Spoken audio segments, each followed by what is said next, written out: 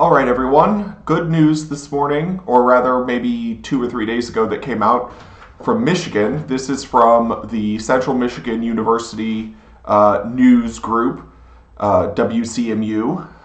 The university there has been tracking and documenting an endangered beetle, a haliplid, that's all over northern lower Michigan. So not upper Michigan, the peninsula, but the main part of Michigan, the upper portion of that along the Great Lakes. These haliplids are found in fresh groundwater streams, perennial streams.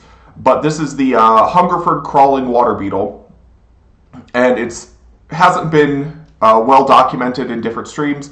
It was declared endangered in 1994, and it is still considered endangered, but recently they were found in 14 new streams in northern Michigan, or northern lower Michigan. And this is super exciting. This species is probably not as endangered as we thought, and it may be found in even more streams. For those of you who are not familiar with haliplids, these are called the crawling water beetles. They're very small, usually like 5 millimeters, so the size of small gravel. And they are called the crawling water beetles because they don't swim very well. Although they are a predaceous water beetle, I think they're entirely predaceous. There might be some omnivory in there. They, like other predatory water beetles, like the dyticids and the hydrophilids, they don't swim in like a coordinated fashion with their legs. So they kind of doggy paddle around. They're not very good swimmers. So they just kind of crawl around the bottom of streams for the most part, streams and lakes. And I used to collect these quite a bit when I lived in Missouri and also when I lived in Texas. They're one of my favorite groups. If you're not super familiar with them, let me get a different picture here so you can see them. This is generally what they look like. They are extremely oval-shaped, really long back legs, really long or really large eyes, and they are generally a golden yellow color with different patterning of black spots on them. If you look at the one that they found in Michigan, again, you can see that it's not as spotted, but it has like these large black patches on it. Super easy to collect with just any sort of water net. Super fun to identify because there's not that many species of them. If you get a book, can you see this? The World Catalog of Insects. This one contains a bunch of the Adefica, which is the supergroup or suborder. Is it a superfamily or suborder? I can't remember. That the haliplids belong to, and there's just not that many species of them in the world, so they're actually pretty easy to identify if you're interested in collecting them. But the good news for this is, one, the species may not be as endangered as we thought, but two, these sorts of invertebrates are really good indicators that you have good water quality, and that you have streams which, even if they were once polluted, have been improved through either environmental regulations or cleanup campaigns for the local streams, things like that. Because invertebrates are extremely sensitive to pollution.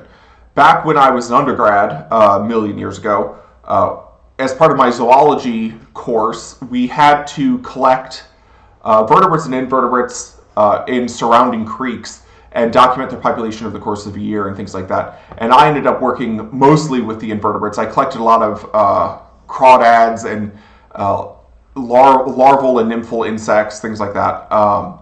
And the invertebrates are extremely, extremely sensitive to any sort of water pollution.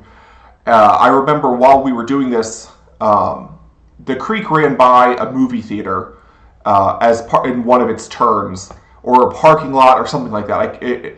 But where this theater was, this was back when people still smoked in large numbers, where there were still smoking sections in restaurants, and movie theaters had a lot of smoking and things like that.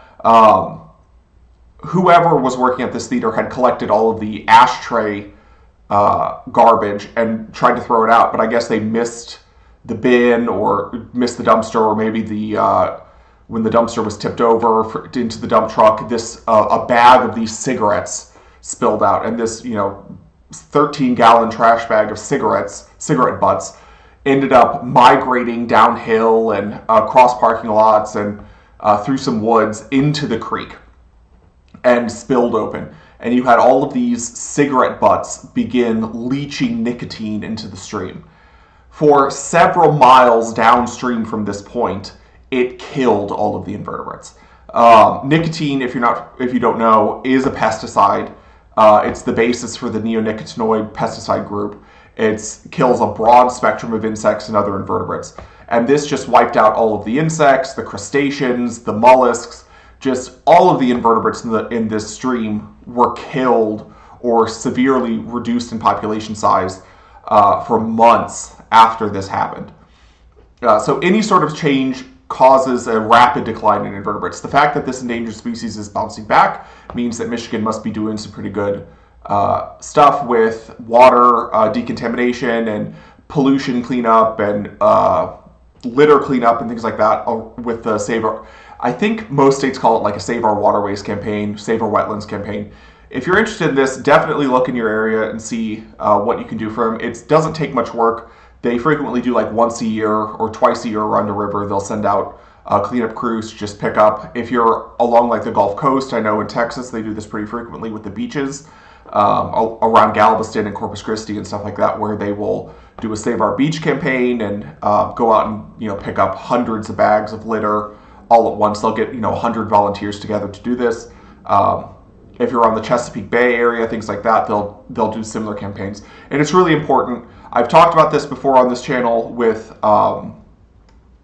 the importance of saving and conserving a lot of these natural ecosystems and regrowing some of the damaged ones and replenishing some of these streams and stuff like that. A lot of the species decline does get blamed on like pesticide use and climate change and all this other nonsense, when one of the biggest things that people can do is just stop polluting and building over a lot of these ecosystems. If you want to know why you have massive declines in like the insect apocalypse and things like that, massive declines in insects around you, especially since you were a kid or something like that, one of the big things is you probably live in an area that is over urbanized.